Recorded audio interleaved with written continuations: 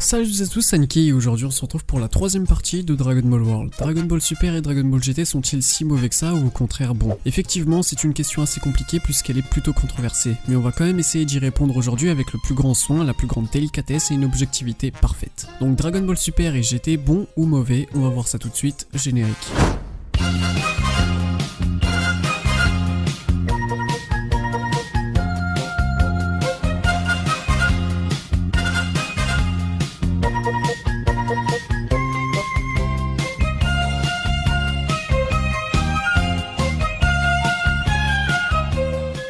Pour cette troisième partie, je vais plus ou moins reprendre la même structure que pour la première partie, à la différence près que je ne parlerai pas des points négatifs de la communauté ici, car ce serait inutile pour le propos de la vidéo et mon argumentation. Néanmoins, je reprendrai le reste des points car à l'heure actuelle, je pense personnellement que c'est le meilleur moyen de critiquer une œuvre. Ajoutez également à ça que je vais faire quelques étroites comparaisons entre Dragon Ball GT et Dragon Ball Super tout au long de cette vidéo. Vous comprendrez pourquoi à la conclusion de celle-ci. Par ailleurs, je ne vais pas juger DBGT et DB selon les points cités dans la première partie, tout simplement parce qu'on ne juge pas une œuvre de la même manière qu'une suite. Bref, passons sans plus attendre au premier point de cette vidéo.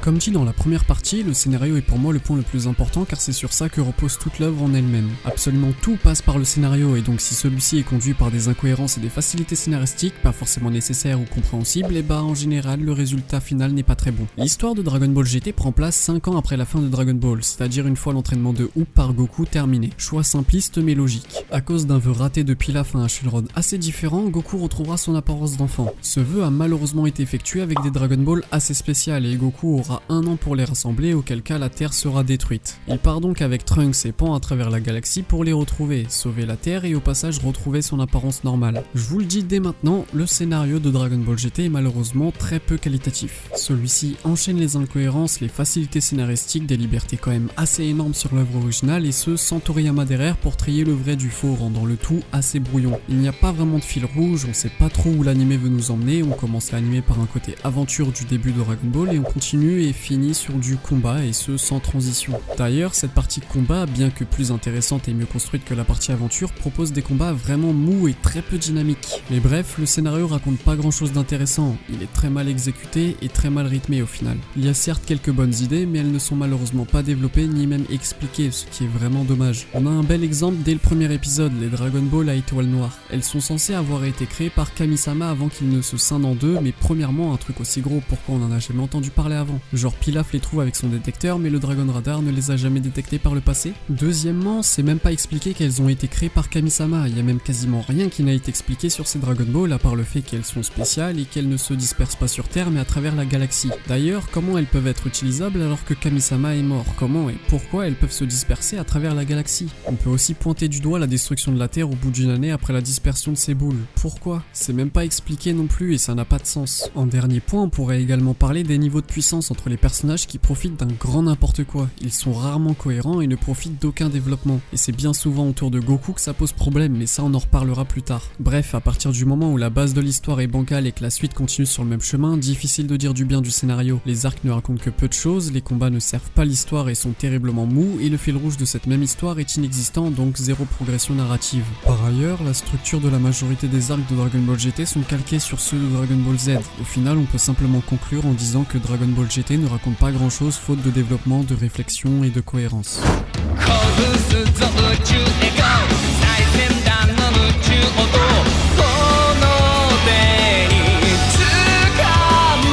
Concernant DBS, c'est quelque peu différent. Les scripts de base sont cette fois-ci écrits par Akira Toriyama qui est libre d'accepter ou de refuser toute proposition du staff en charge de l'anime selon ce qu'il a écrit pour un arc, un personnage ou autre. Contrairement à Dragon Ball GT, l'histoire de Dragon Ball Super prend place quelques mois après la défaite de Buu et donc plusieurs années avant la rencontre et l'entraînement de Up par Goku. Ce choix n'est pas totalement stupide, au contraire, ça permet pour une fois de montrer ce qui se passe pendant une des ellipses de Dragon Ball, mais d'un autre côté ça contraint Akira Toriyama à faire très attention avec la fin de Dragon Ball, les dates, etc. Ça reste donc un choix risqué et contraignant. Quoi qu'il en soit, le fameux dieu de la destruction Bilus se réveille d'un long sommeil de 39 ans. Durant son sommeil, il fera un rêve sur un certain Super Saiyan God et se mettra donc à sa recherche pour le combattre. La base du scénario est cette fois-ci plus simpliste et à l'image de Toriyama, mais développe des éléments nouveaux au contraire de Dragon Ball GT qui reprenait ce qui existait déjà et qui ne donnait en plus de ça que peu de détails et d'informations. On suit cette fois-ci plus ou moins un fil rouge et on retrouve beaucoup moins d'incohérences dans cette base. Tout peut être plus ou moins expliqué et au final DBS ne prend pas beaucoup de risques. Gros point noir par contre sur le début de Dragon Ball Super, il est calqué sur Battle of Gods et Fukatsu no F en faisant largement moins bien. Sans parler d'animation et de dessin, les rajouts de l'animé créent des incohérences et des trous dans le scénario, sans compter tous les détails que ne donne pas l'animé, rendant le produit final moins bon que les films. Et tout ceci principalement dû au fait que Toriyama délaisse quelque peu l'animé au profit du manga, laissant donc les scénaristes de la Toei en quasi roue libre la plupart du temps. Ils ont certes un script de base de Toriyama, donc un début, un milieu et une fin, mais pour tout ce qu'il y a entre, et bien c'est généralement à eux de remplir, ce qui fait que le scénario de Dragon Ball Super contient pas mal d'incohérences, de facilités scénaristiques et d'éléments scénaristiques non expliqués. Par exemple, dans l'arc Black, on a quasiment aucune explication sur le Super Saiyan Rosé, sur la fusion par Potala, sur la nouvelle transformation de Trunks et j'en passe. Le scénario de cet arc était assez complexe, le manque de Toriyama à la réalisation s'est donc rapidement fait ressentir et a rendu le scénario des épisodes et surtout de l'arc totalement chaotique et dénué de sens. Concernant le dernier arc en date, à savoir le tournoi du pouvoir, c'était beaucoup plus tête vide que réfléchi. L'arc en lui-même ne racontait pas grand chose, il y avait quelques bonnes idées à droite et à gauche, mais rien de bien développé ni même approfondi. Et dans la globalité de ces arcs, tout comme Dragon Ball GT, les niveaux de puissance dans DBS sont totalement chaotiques. Par exemple, un Vegeta SSJB peut se faire one-shot par un Black avant de rivaliser contre lui en SSJR quelques épisodes plus tard. Des exemples, il y en a des centaines des deux côtés, mais j'ai pas le temps de tous les citer, alors en conclusion, on peut facilement dire que le scénario de Dragon Ball Super reste dans sa globalité plus abouti, moins brouillon et plus à l'image de Dragon Ball que ne l'était celui de Dragon Ball GT. Bien qu'il y ait un grand nombre de problèmes des deux côtés, Dragon Ball Super s'en tire mieux par les détails et informations qu'il va apporter via son scénario, et surtout son fil rouge qui nous offre une progression narrative, certes simple mais cohérente avec elle-même. Le scénario semble donc au final bien plus crédible et agréable à suivre pour le spectateur. Mais ça, c'est concernant les arcs principaux, car Dragon Ball Super a le malheur de posséder des hors-séries d'une qualité vraiment médiocre sur tous les plans, et c'est sur ce point que Dragon Ball GT prend l'avantage. Le scénario des hors-séries est d'une grande banalité en plus d'être inutile et de casser le fil rouge de l'histoire principale. Aucun ne s'en sort bien et ça enchaîne encore plus d'incohérences que d'habitude. C'est dommage parce que sans ces hors-séries inutiles et de mauvaise qualité, le scénario de Dragon Ball Super aurait possédé une progression narrative bien mieux rythmée et cohérente.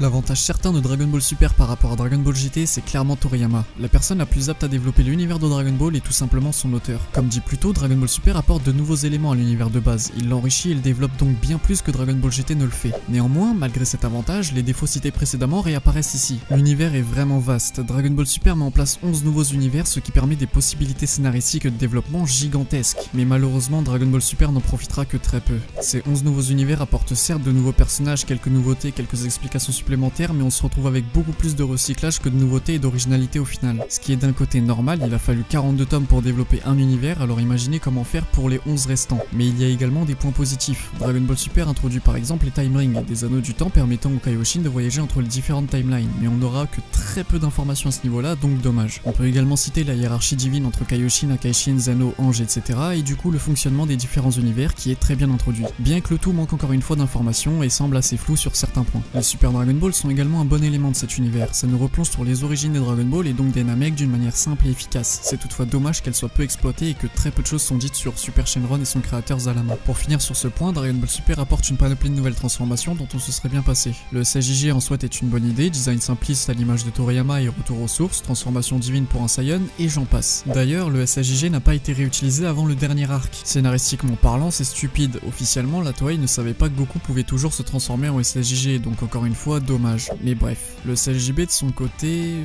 bon, c'est une suite logique, mais on sent quand même pas mal le simple power-up, voire le fanservice derrière. Au-delà de simplement donner de la puissance à Goku, il y a rien derrière la transformation, mais vraiment rien. Au contraire du SSJG qui profite de tout un background et après les Jubai Kaioken, Vegeta Beyond, je sais pas quoi, ça devient un grand n'importe quoi. Quant aux deux formes du Migate no Gokui, ce sont deux formes intéressantes, mais on retombe dans les mêmes problèmes, à savoir très peu d'explications autour de ces formes. Et au final, ça donne juste un énième power-up alors que c'est pas comme ça que ces formes devraient être utilisées. D'ailleurs, elles ont été surutilisées pour des raisons marketing et de fanservice quand la série était au plus bas de sa popularité. Bref, rien de très qualitatif au final.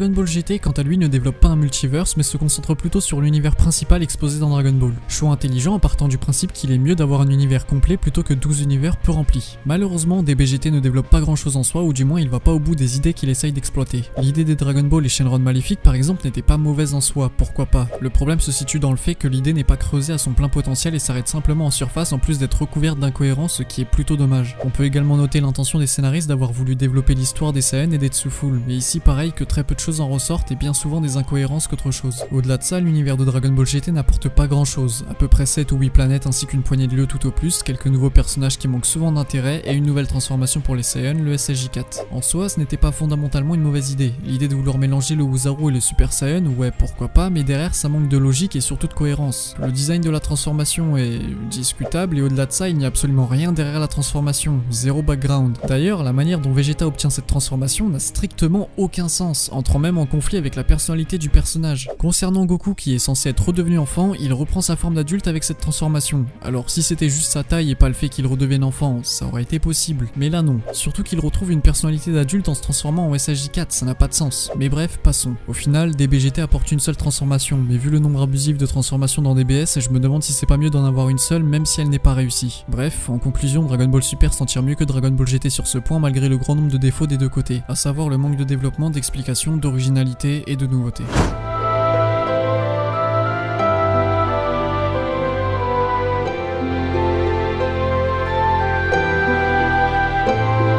Malheureusement pour Dragon Ball GT, la majorité de ces personnages manquent d'intérêt, la plupart n'ont pas de background, sont creux, ne racontent quasiment rien et n'évoluent pas pendant toute la série. Parmi tous ces nouveaux personnages et plus précisément antagonistes, seulement 2 sont à retenir, Baby et Lee Shenron. Les autres antagonistes sont quasiment inutiles, ils servent simplement d'obstacle aux protagonistes afin de leur donner une entre guillemets raison de se battre. Baby en soi n'était pas une mauvaise idée, il y avait de la matière dans le peu de background que constituait le personnage, malheureusement cette matière n'a pas été développée. Celui-ci manquait terriblement de charisme et on sent beaucoup trop l'inspiration de Boo dans la création du personnage. Le manque d'originalité et d'inspiration se fait beaucoup trop ressentir. On peut également noter que le discours du personnage manquait un peu de cohérence et que la personnalité de celui-ci se résumait plus ou moins à être raciste. C'était un bon début mais beaucoup trop vide. Concernant Lee Shenron, le personnage était certes beaucoup plus charismatique que Baby, en même temps c'était pas compliqué de faire plus charismatique, mais malheureusement le personnage avait cette fois-ci un background quasi inexistant. Et comme pour Baby, une personnalité creuse et limite cliché. Le personnage se résume plus ou moins à être méchant et c'est à peu près tout malheureusement. Bref, c'est les 2 meilleurs antagonistes de la série et il y a que très peu de choses à dire sur eux, ils sont beaucoup trop génériques et ça représente malheureusement beaucoup trop bien la majorité des personnages de Dragon Ball GT. On peut quand même accorder à Lee Shenron un caractère design plutôt bien réfléchi et original. Concernant les personnages qu'on connaissait déjà, c'est vraiment mitigé. Il y a du très mauvais et du un peu mieux.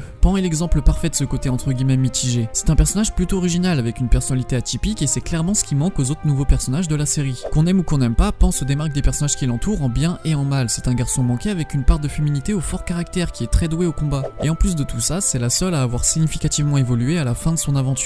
Dommage du coup que le personnage est inutile, inintéressant, ultra désagréable et ne profite d'aucun développement en dehors de son évolution. Hoop devait être un protagoniste ou au moins un personnage important pour la suite de Dragon Ball et finalement il n'en est rien puisque celui-ci a été passé à la trappe, il a été totalement sous-exploité. Quant aux autres, ils perdent soit des traits de caractère dans leur personnalité, soit les traits gardés sont accentués. Trunks par exemple, dans son enfance il était gâté et capricieux et selon les dires de Vegeta ça reste la même chose à la fin de Dragon Ball. Pourtant dans Dragon Ball GT il est totalement différent et devient notamment un transsexuel. Bien joué toi Animation, on n'a rien pu faire. En parlant de Vegeta et comme dit dans le point précédent, le personnage prend effectivement des décisions qui vont parfois à l'encontre de sa personnalité, ce qui est plutôt dommage. Quant à Goku, il souffre d'un problème de cohérence à double sens. S'il est réellement redevenu jeune contrairement à ce qui est dit dans l'entre guillemets vœu de Pilaf, alors il ne peut pas redevenir adulte en se transformant en SSJ4. Si ça avait été juste la taille, ça n'aurait pas posé de soucis puisque ça aurait expliqué qu'il garde une personnalité d'adulte. Et le changement de taille avec le passage en SSJ4 ce serait expliqué via le fait qu'il fusionne avec le Woozaru, blabla, etc. Et s'il est juste redevenu plus petit comme précisé dans le vœu de Pilaf, bah il n'est pas censé perdre en puissance et retrouver sa personnalité d'enfant, puisque la taille n'influe pas sur la puissance, surtout dans Dragon Ball. D'ailleurs, Goku dit qu'il ne peut pas tenir le SSJ3 trop longtemps à cause de sa forme d'enfant. Pourtant, Gotenks lui le peut et ça n'a jamais été dit nulle part que le SSJ3 pose problème au corps de l'utilisateur. Et c'est du coup probablement pour ça que Goku redevient adulte avec le SSJ4. Donc bien que ça évite une incohérence, ça en apporte quand même une seconde malgré tout. Au-delà de ça, le personnage régresse dans sa personnalité en redevenant entre guillemets jeune, ce qui est vraiment dommage parce que perdre la personnalité première d'un personnage et au passage toute son évolution pour refaire une histoire, c'est vraiment du gâchis. Et du coup, vu qu'on a parlé de Goku et Vegeta, parlons de Gogeta. Le personnage revient dans l'anime non pas forcément par nécessité mais clairement par facilité scénaristique et par popularité. Et malheureusement il se fait pisser dessus, sa personnalité n'est en rien respectée, il agit comme un véritable gamin et perd absolument tout le charisme qu'il avait ou pouvait avoir. Encore une fois du gâchis.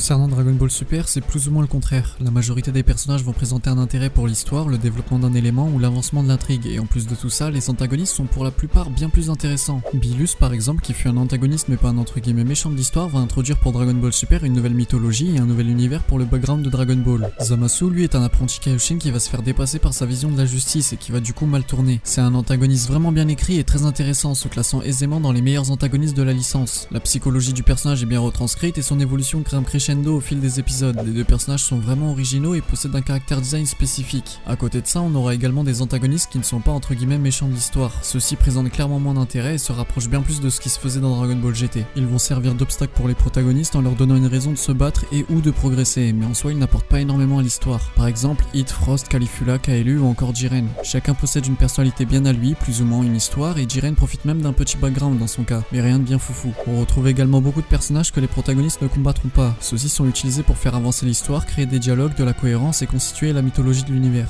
En gros, ils servent de remplissage. Par exemple, la majorité des anges, des Hakaishin ou encore Zeno. Les personnages des hors-série, quant à eux, sont vides d'intérêt, clichés et paraissent limite parodiques tellement ils sont mal écrits et inutiles. On dirait des personnages préfets que tu peux foutre un peu partout dans n'importe quelle histoire. Concernant les personnages qu'on connaît déjà, c'est vraiment mitigé. La plupart profitent d'un traitement minable, sont souvent dénaturés et c'est au final toujours les mêmes personnages qui vont briller durant la série. Prenons Goku en exemple. Plus tôt je parlais de régression avec Dragon Ball GT. Ici c'est 2 fois pire, un peu comme Gogeta, c'est devenu un véritable gamin sans aucune maturité. Le personnage ressemble à une parodie de lui-même, c'est vraiment terrible. Concernant Vegeta, le personnage a heureusement évolué dans un sens. Beaucoup n'aiment pas l'évolution, mais elle reste plus ou moins cohérente avec elle-même, malgré qu'il s'en éloigne parfois. Mirai Trunks reste le même et est bien mis en avant durant son arc. Gohan reste lui aussi fidèle à lui-même mais souffre du fait de ne pas suffisamment être mis en avant ou utilisé à bon escient. Piccolo, bah il a la peau verte, Goten et Trunks ne servent à rien, ne grandissent pas et font des caméos. Et je suis très sérieux, à part un hors-série où ils auront un combat plutôt minable, les personnages ne feront que de courtes apparitions. Il faudra attendre le dernier arc en date pour que la majorité des personnages secondaires soient enfin plus ou moins mis en avant, et encore. La série recycle énormément Freezer également, mais le concernant, sa personnalité est bien respectée, et même s'il n'est pas utilisé de la meilleure des manières sur le moment, il introduit bien pour Dragon Ball Super Broly et la suite des choses. Au final, force est de constater qu'une fois de plus, et malgré sa médiocrité, Dragon Ball Super s'en sort mieux. Il introduit beaucoup plus de personnages, la plupart sont plutôt intéressants et même originaux, les protagonistes évoluent et les principaux antagonistes apportent quelque chose et heureusement pas des clichés. Et le tout sert à quelque chose, remplissage ou non. Donc certes, dans certains cas c'est limite minable, mais heureusement ça fleurit autour.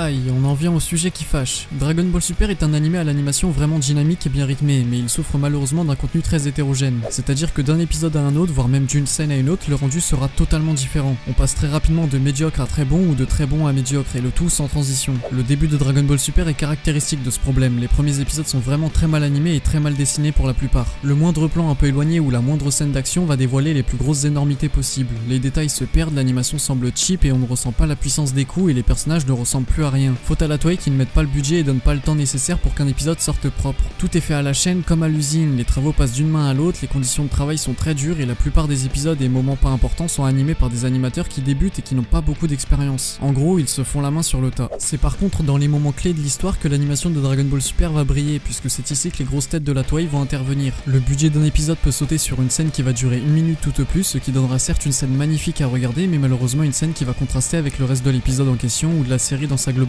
Y a pas grand chose à expliquer malheureusement, puisque ça saute aux yeux, c'est globalement moche et y a pas besoin d'arrêt sur image pour le voir. Faute à un manque de temps et surtout de budget, il faudra attendre la sortie DVD et Blu-ray pour que les plus grosses erreurs soient plus ou moins corrigées, mais le mal était déjà fait. Heureusement, la Toei finira par ajouter du budget et donner plus de temps aux animateurs, et ce dès l'arc Mirai Trunks qui au fil des épisodes et des arcs suivants verra sa qualité globale en termes d'animation et de dessin nettement s'améliorer. Mais ça c'était trop beau pour être vrai, et suite à cette décision, la Toei prit une autre décision bien stupide pour bien équilibrer le tout. De base, la série profitait d'un style graphique très coloré qui s'éloignait beaucoup de Dragon Ball Z et GT. Ça donnait une identité visuelle propre à la série qui a malheureusement déplu au plus grand nombre. Du coup, la Toei ont décidé en cours de route d'enlever tout cet amas de couleurs pour avoir un style graphique beaucoup plus terne et contrasté. Le problème étant que ce style très coloré servait au départ de cache-misère pour la série. Et au lieu de jouer les choses intelligemment, la Toei ont d'abord supprimé ce style graphique pour écouter le choix nostalgique du plus grand nombre, puis ajouter du budget sur les épisodes. Choix évidemment complètement con puisque l'ancien style graphique fonctionnait très bien et qu'il n'était pas responsable de la médiocrité de l'animation et des dessins de la série, bien au contraire.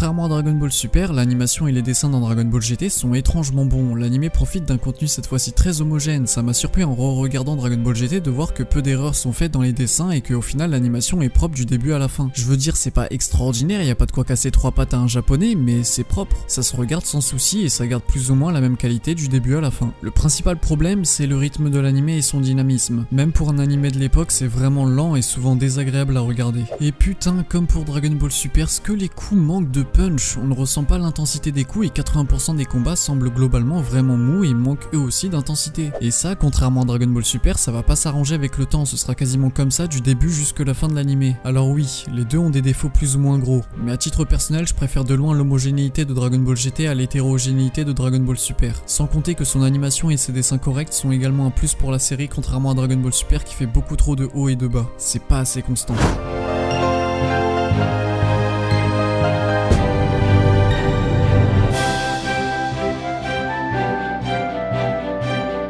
Au final, vous l'aurez compris, l'un comme l'autre sont des suites plutôt médiocres. Dragon Ball Super s'en sort globalement mieux que Dragon Ball GT, mais évidemment rien de bien glorieux, et ce uniquement grâce à la présence plus ou moins relative de Toriyama pour la production de la série. Dans un cas comme dans l'autre, les deux animés possèdent énormément de défauts, mais malgré tout de bonnes idées qui sont malheureusement pas suffisamment exploitées pour en tirer quelque chose de bien. DBGT enchaîne les incohérences, les facilités scénaristiques, et son rythme est globalement lent même pour un animé de l'époque. Le tout manque d'enjeux sérieux et originaux, faute à un manque d'ambition et surtout de recyclage beaucoup trop flagrant côté structure narrative de ses arcs. Les personnages sont souvent sous-exploités, clichés, recyclés, pas respectés et j'en passe. Bref, Dragon Ball GT ne prend pas le temps de développer et expliquer ce qu'il essaye de mettre en avant. Son scénario est très brouillon et aucune progression narrative n'est présente pendant une bonne moitié de la série. Concernant DBS, c'est pas plus différent, il enchaîne les incohérences et les facilités scénaristiques lui aussi, et niveau personnage, il fait souvent encore pire que DBGT, avec Goku par exemple qui régresse de plusieurs dizaines d'années en arrière. La différence entre les deux séries se situant dans l'originalité et les nouveautés qu'apporte DBS. Bien que lui non plus n'explique pas énormément de choses, eh bien il apporte malgré tout beaucoup plus que DBGT. C'est souvent mieux amené et mieux construit, mais bon, ça ne fait pas de DBS une bonne série malgré tout. Celui-ci possède beaucoup trop de défauts et se contente de beaucoup de dommage que. C'est souvent ce qui revient le plus sur des critiques de DBS d'ailleurs, dommage que, 3 petits points quelque chose. Au final, les deux séries partagent beaucoup de défauts en commun, c'est ce qui permet la corrélation entre les deux séries dans cette double critique. Bref, c'est déjà la fin de cette vidéo, j'espère qu'elle vous aura plu, n'hésitez pas à la liker et à la partager si c'est le cas, à soutenir la chaîne sur Utip, à rejoindre mon serveur Discord, les liens sont dans la description, et en attendant une toute prochaine vidéo, je vous dis ciao tout le monde.